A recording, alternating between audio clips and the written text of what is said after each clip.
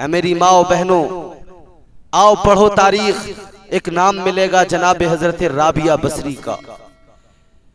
कलंदराना सिफत रखती हैं, कलंदराना सिफात की हामिल हैं। अल्लाह अकबर, बड़ा बुलंद मकाम है आपका। जनाब हजरत राबिया बसरी, कितनी मुबारक और मुकद्दस जिंदगी है। गौर फरमाइए, कितनी पाकीज़ा जिंदगी है। आपका तकवा बेमिसाल, परहेजगारी लाजवाब, इबादतों का जवाब नहीं। अल्लाह अकबर कबीरा। आज जो हमारी माएँ बहनें हीले बहाने किया करती हैं इबादतों के लिए, अगर उनको कहा जाए तो वो बहाने बनाती हैं। ऐ मेरी बहनों, ऐ मेरी माओ, गौर करो, राबिया बसरी की जिंदगी पढ़ो। कैसा मकाम अल्लाह ने अता फरमाया।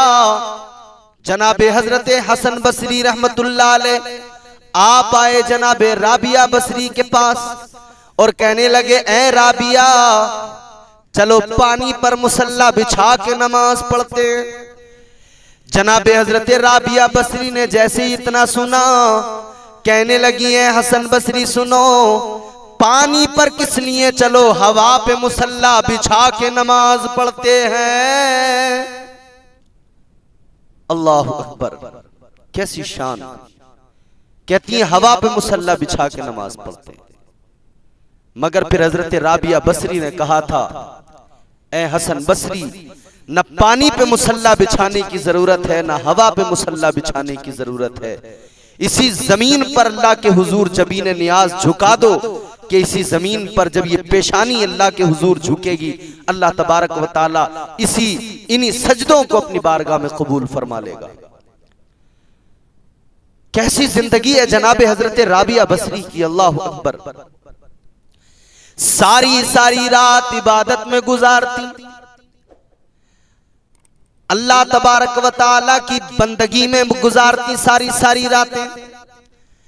दिन भर काम करती, मेहनत करती, मशक्कत करती, लेकिन रात होती तो अपने रब के हुजूर खड़ी हो जाती।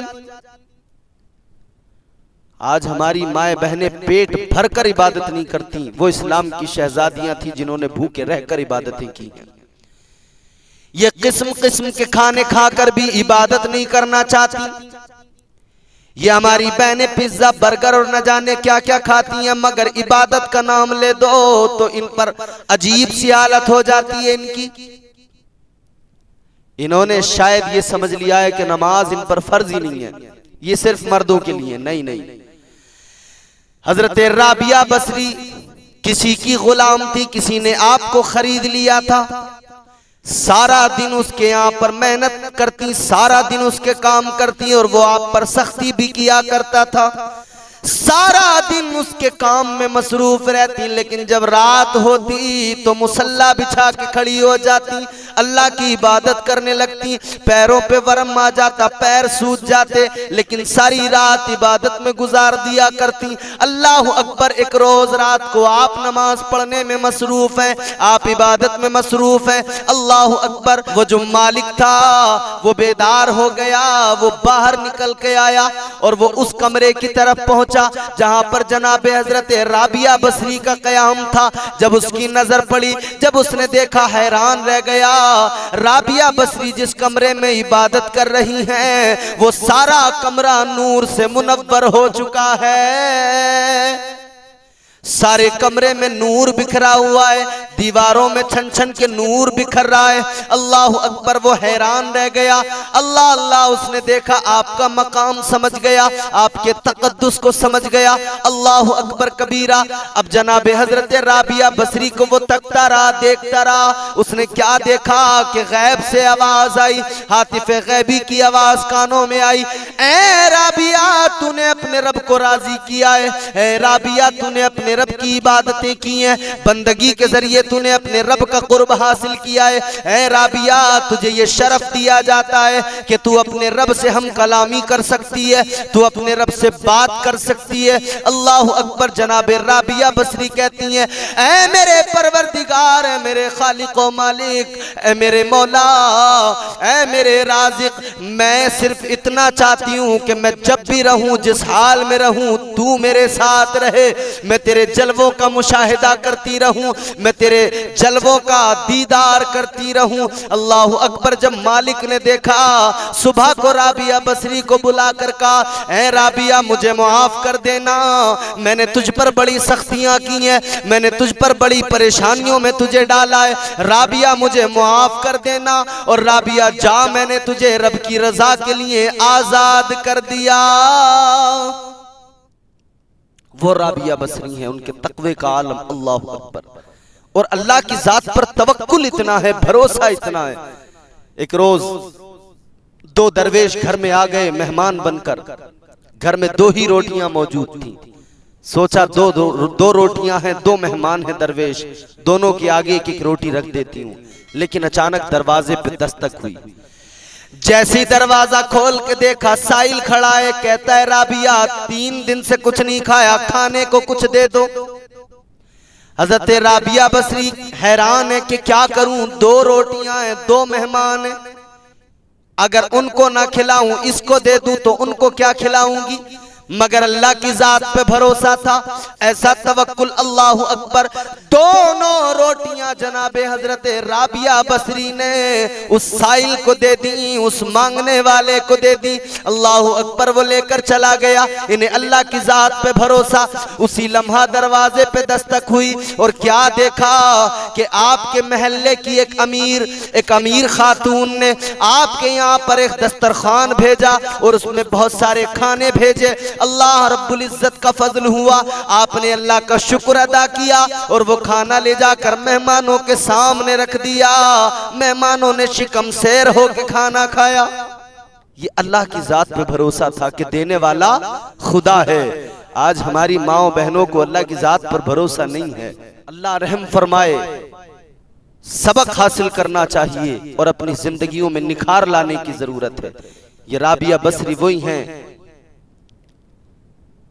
कि राबिया बसरी काबे की जियारत के लिए निकली हैं, काबे का तवाफ करने के लिए निकली हैं। पैर सूजे हुए हैं, पैरों पे वरम है, रास्ता तवील है, चलते चलते थक गई। अल्लाह की बारगाह में हाथ उठा दिए, मालिक दिल में तमन्ना है तेरे घर का दीदार करूं, दिल में आरज़ू है तेरे घर का तवाफ करूं मालिक, मगर चल नहीं सकती हूं। ए परवरदिगार कैसे जाऊं, ए मालिक मुझे तवानाई अता कर दे। अल्लाह रब्बुल इज्जत ने फजल फरमाया, करम फरमाया और काबे का रूहानी वजूद अल्लाह ने हजरत राबिया बसरी के पास भेज दिया। इस रिवायत में बाज लोग काबे को कहते हैं कि काबा वहां से आ गया, नहीं, काबा एक इमारत है, वो वहीं था, लेकिन काबे का रूहानी वजूद अल्लाह ने हजरत राबिया बसरी के लिए भेज दिया। हजरत राबिया बसरी काबे का तवाफ करती हैं, काबे के दीदार से फैज़याब होती हैं। ऐ मेरे अजीजों, हजरत हसन बसरी काबे का तवाफ करने गए थे, लेकिन आप हैरान थे कि आज काबा तो मौजूद है लेकिन काबे का रूहानी वजूद नहीं है। पता लगा कि वो तो राबिया की जियारत के लिए गया है। गौर तो फरमाइए कितना बुलंद मकाम है जनाबे हजरत राबिया बसरी का। उनकी जिंदगी बड़ी लाजवाब है, सारी जिंदगी रब की रजा के लिए कुर्बान कर दी, वक्फ कर दी, सारी जिंदगी अल्लाह की खुशनुदी के लिए वक्फ कर दी, सारी जिंदगी इस्लामी हुदूद की हिफाजत करती रही, अपने ईमान को मजबूत करके इस्लाम की हुदूद की मुहाफिजत में सारी जिंदगी लगा दी।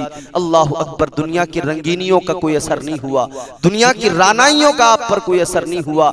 आज तो माहौल ऐसा है, हमारी माएँ बहनें दुनिया में गुम हो चुकी हैं, दुनिया में ऐसी खो गई हैं कि आज जो कुछ देखती हैं उसी को अपनाती हैं, यूरोप का कल्चर अपने अंदर शामिल कर लिया है।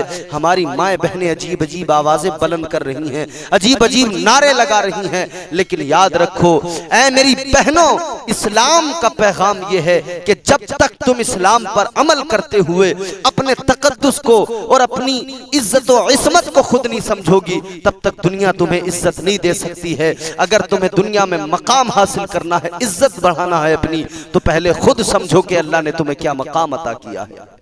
मेरे मुस्तफ़ा करीम सल्लल्लाहु अलैहि वसल्लम ने उस दौर में जब बेटियों को बाप अपने हाथ से जिंदा दफन करता था, दरगोर करता था, मेरे मुस्तफ़ा ने उस दौर में अपनी बेटी जनाब फातिमा से मोहब्बत करके दुनिया को दर्श दिया और बताया, फातिमा मेरे दिल का टुकड़ा है, मेरे जिगर का टुकड़ा है। और बता दिया दुनिया को कि दुनिया वालों, तुम जिन बेटियों को जिंदा दरगोर करते हो वो तुम्हारे लिए जहमत नहीं है, वो अल्लाह की रहमत है।